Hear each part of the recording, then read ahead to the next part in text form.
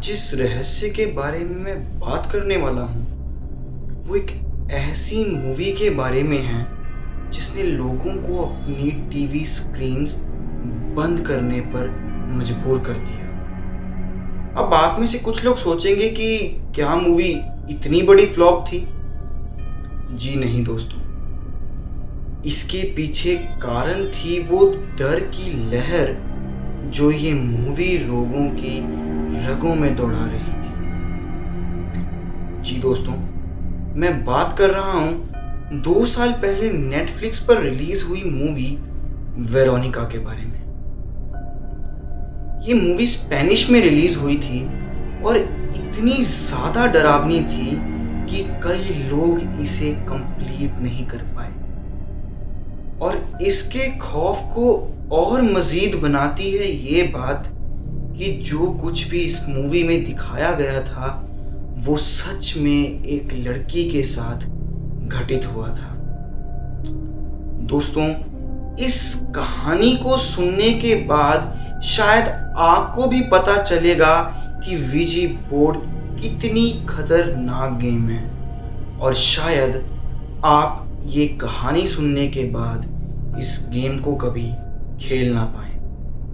और सोचिए, जो मूवी इतनी डरावनी थी कि देखने वाले इसे देख नहीं पाए, तो इस मूवी के वो लोग जिन्होंने सच में इसे एक्सपीरियंस किया, उनके जज्बात कैसे रहे होंगे।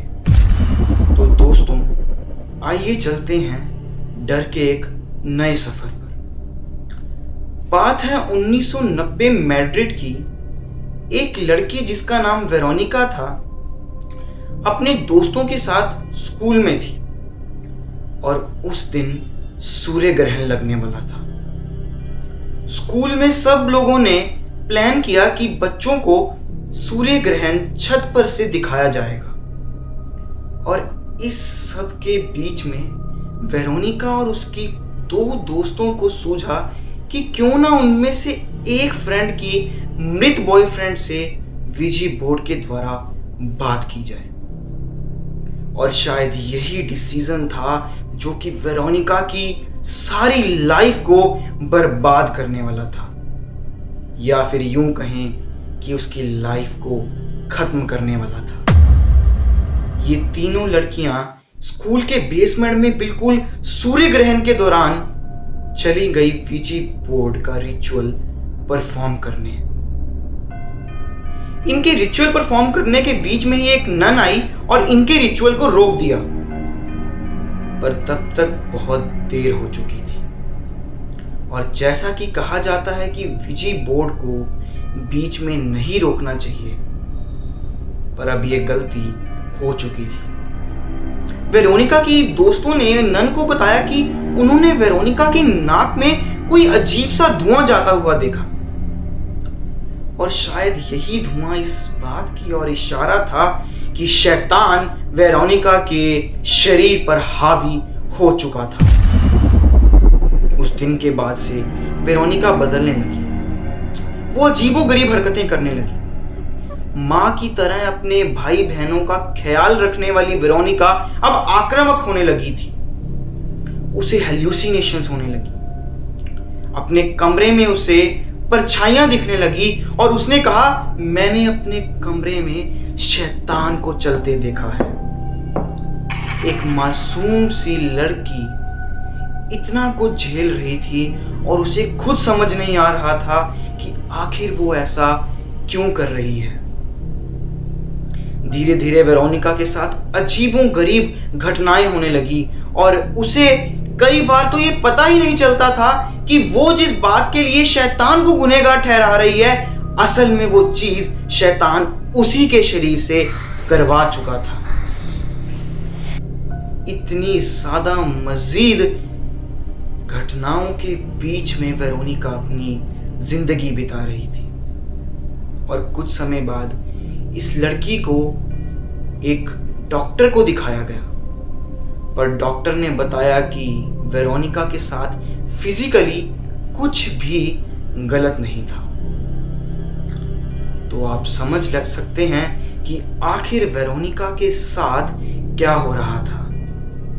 क्या ये असर उसके शरीर पर था या उसकी रूह पर? दोस्तों, अंत में वेरोनिका संदिग्ध हालातों में हॉस्पिटल में दम तोड़ चुकी थी। पर ठहरिए, सिलसिला यही नहीं थम गया। उस दिन के बाद से वेरोनिका के घर में अजीबोगरीब घटनाएं होने लगी।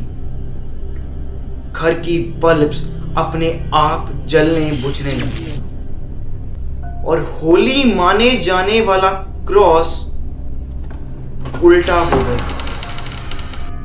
घर की खिड़कियां अपने आप खुलने बंद होने लगी और घर की इलेक्ट्रिसिटी के साथ मजीद इंटरफेरेंस होने लगी, जो कि कोई इंसानी काम तो नहीं लग रहा था। और इस बात की पुष्टि एक एंडिंग ने की, जो कि ये थी कि पुलिस इन्वेस्टिगेशन की गई। और आप जानते हैं कि लॉ कभी भी पैरानॉर्मल या स्पिरिचुअल बातों में इंटरफेरेंस नहीं करता। पर दोस्तों, वहां की पुलिस ने अपनी आंखों से ये सुपरनैचुरल चीजें वेरोनिका के घर में होती हुई देखी और अंत में इस केस को मजबूरन बंद करना पड़ गया। तो दोस्तों, ये थी एक दुख भरी और भयावह कहानी जो एक वीची बोर्ड को खेलने के क्रेज के कारण हुई सन 90 के दशक में। दोस्तों, आप गूगल पर जाकर सर्च करिएगा रियल वेरोनिका, तो आपको पता लगेगा कि कौन थी वो टीनेजर जिसके साथ ये घटना मैड्रिड स्पेन में सच में घटित हुई थी। और मुझे लगता है कि आपको भी ये बात समझनी चाहिए कि जो चीजें हमें नजर नहीं आती, शायद उनका भी अस्तित्व कहीं ना कहीं होता है। और अगर आप उनके अस्तित्व को चुनौती देते हैं तो ऐसे हालात भी पैदा हो सकते हैं कि आपके अस्तित्व पर खतरा बन जाए। तो दोस्तों, ये थी आज की मिस्ट्री और मैं आपको कहना चाहूंगा कि वीजी बोर्ड 3 AM चैलेंज या ऐसी किन्हीं भी गेम्स को खेलने की कोशिश ना करें, क्योंकि ये